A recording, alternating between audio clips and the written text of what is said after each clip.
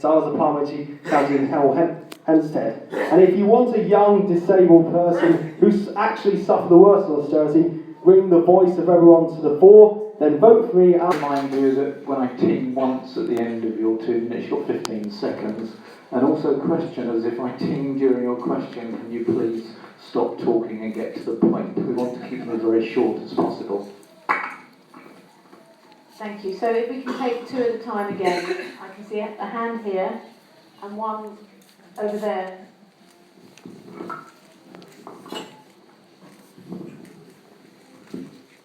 Simeon Jackson, Norwich. It's quite a simple question. Why didn't you stand as leader? And if the Green Party decided to reopen nominations for leader, would you stand?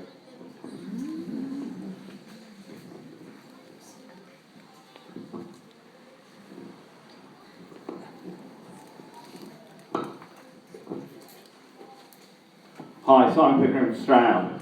A lot of people spend a lot of time talking about how we're going to get there and criticising other economic models.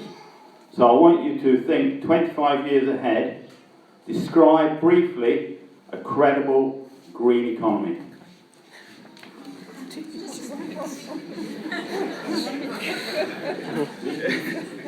What are we going to talk about, guys? Let's see, why didn't I, well, for example, leader through being deputy leader? That's why I think I can do that. As regards to Ron, I think it really depends pretty much on who's standing. The idea that Ron's been put forward is about who's standing. So I think obviously we'd have to see what the field was likely to be like. 25 years in the future, I think 25 is to mean anything.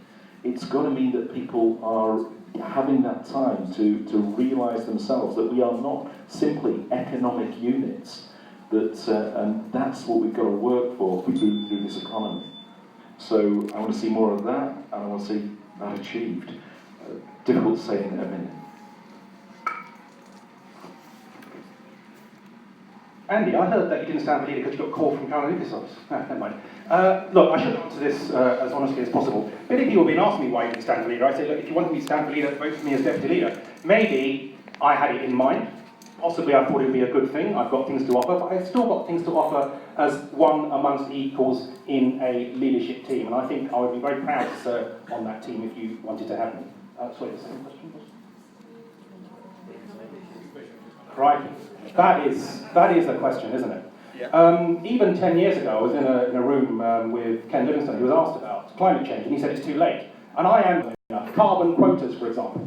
Last time I heard somebody in Cabinet talk about that, David Miliband, as Environment Minister, he wasn't Cabinet Minister for very much longer. It was such an affront to the economic system. But we have got models, we do have ways of framing it so that we're not costing things, we should be costing things according to the cost of the planet. Even in Bristol, you've got a Bristol pound. I mean, just the very idea that people can barter on something which actually has a little bit more leverage and equality with what it's actually costing the earth, I think is a very good idea.